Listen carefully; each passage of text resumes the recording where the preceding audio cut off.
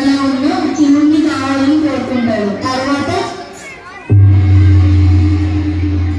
పరమశివుడు నాలో ఉన్నాడని మీరు తెలుసుకున్నారంటే మీరు సామాన్యులు కాదు. నేను విష్ణువును. నేను బ్రహ్మని. నేను నందీశ్వరును. చాలా బాగుంది. దేవతలు వచ్చి అడుగుతుంటే ఎలా కాదంటాను? అయినా నా కడుపులో ఉన్న లింగాన్ని ఎలా తీసుకోగలరు? చేతనైతే మీరు తీసుకోండి. ఓ నమః శివాయ, ఓ నమః శివాయ, ఓ నమః శివాయ. ఈ పొడుగు ఎప్పుడు భరించకపోతుంది. నన్ను విముక్తుడిని చేయండి. నంది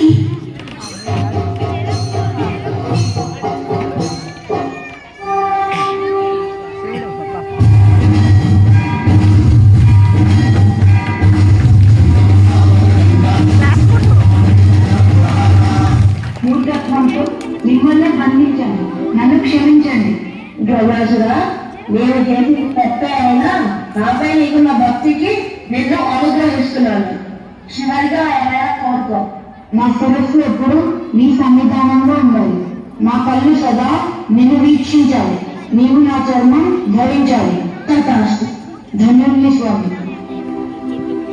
గజాసురుడు చనిపోయాడని శివుడు తిరిగి కైలాసం రానున్నాడని తెలుసుకున్న పార్వతీదేవి కైలాసంలో నలుగు రాసుకుంటూ ఉంటుంది. ఆమెకు సరికొత్త మాటలు గుర్తొస్తాయి. అమ్మా, పరమ శివుని గణాలు మమ్మల్ని లెక్కచేయటం లేదు. మేము ఎంత వద్దని చెప్పినా లోపలికి ప్రవేశిస్తున్నారు. మనకు ఖచ్చితమైన కాపలాదారులు కావాలి. ఇలా తెలుసుకుంటా ఉంటాం. అదే బాగుంది బొమ్మ. ఎంత ముద్దుగా ఉన్నాడు. ప్రాణం పోస్తే ఎంత బాగుందో.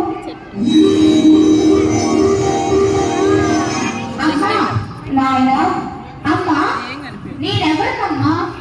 నీవు ఈ పార్వతి పుత్రుడవు. నీ పేరు ఉమాపుత్రుడు.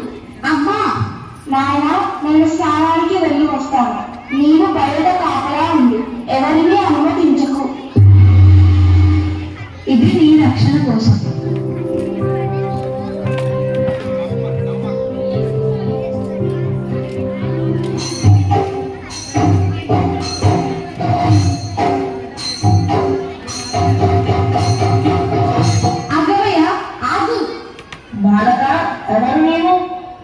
నేను పార్వతీదేవి తనయుడు ఉమాపుత్రుడిని. మీరు? నేను ఆ పార్వతీదేవికి పతిని నాయన. నన్ను లోనికి పంపు. బూడిద రాసుకొని పాములు వేసుకొని ముట్టని నమ్మాలా? వెళ్ళవయ్యా, వెళ్ళు. మెల్లగా చెబుతుంటే మాటలు మీరుతున్నాయి. నా ఆవేశాన్ని నేను తట్టుకోలేదు. నంది, వాళ్ళని పక్కన జరుపు. భారత, తప్పుకోమని హెచ్చరిస్తున్నాను. నేను అదే చేస్తున్నాను. నువ్వే వెళ్ళిపో.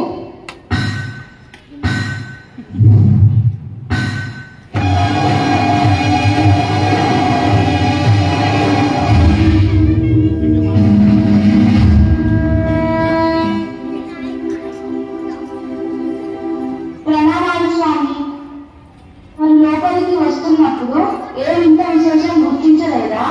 సకల బిడన పాల్గొడాల నన్నే ఒక మూర్ఖ బాలుడు లోనికి పంపకుండా అడ్డగించాను. శిరచ్ఛేదం చేసి అతని తలను కూడద చేశాను. అయ్యో కుమారా, ఎంత ఘోరం కలిగింది. మీ శక్తి ముందు మీరు గల వారవరు. ఈ పసిబాలుడి మీద మీ పరప్రదర్శన. మన కుమారుడా, అసంకల్పితంగా నా చేతులతో బొమ్మలు చేసి ఈ చిన్నాడికి ప్రాణం పోశారు. నా బిడ్డని బతికించండి. అన్నా శ్రీమహావిష్ణు, సృష్టికర్త బ్రహ్మ, ముక్కోటి దేవతలారా, మీరెవరూ నా బిడ్డని బతికించలేరా? నా కోపానికి ప్రళయం సంభవించక తప్పదు.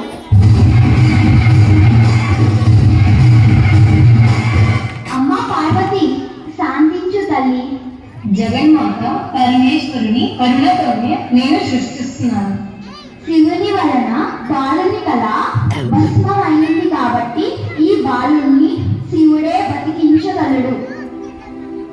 నా శిరస్సు ఎప్పుడు ఈ సన్నిధానంలో ఉండాలి. మా కళ్ళు సదా నిన్ను వీక్షించాలి. నంది స్వామి, నీవు ప్రమదగణాలు ఉత్తర దిశగా వెళ్ళి ఉత్తర దిశగా తలపెట్టి దక్షిణాభిముఖంగా మీకు కొలత కనిపించే జీవి యొక్క తలని తీసుకొని రండి. ఆ తలతో ఈ బాలుని బతికిస్తాను.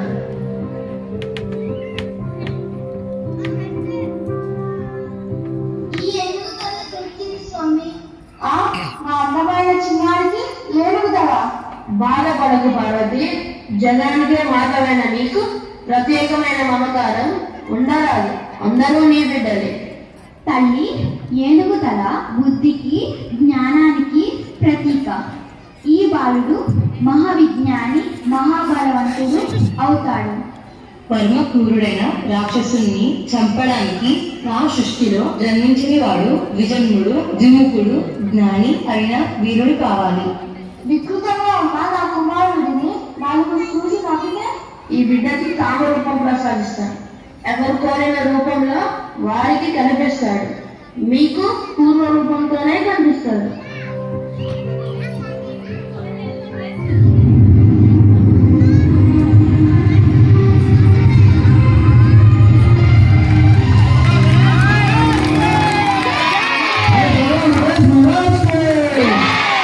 తల్లి మర్యాద కోసం మరణించిన నిన్ను తిరిగి బతికించాలి.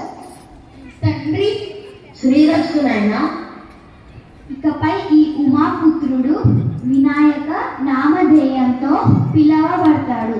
విశేష గణాలకు అధిపతి అయి గణపతిగా ప్రఖ్యాతుడు అవుతాడు.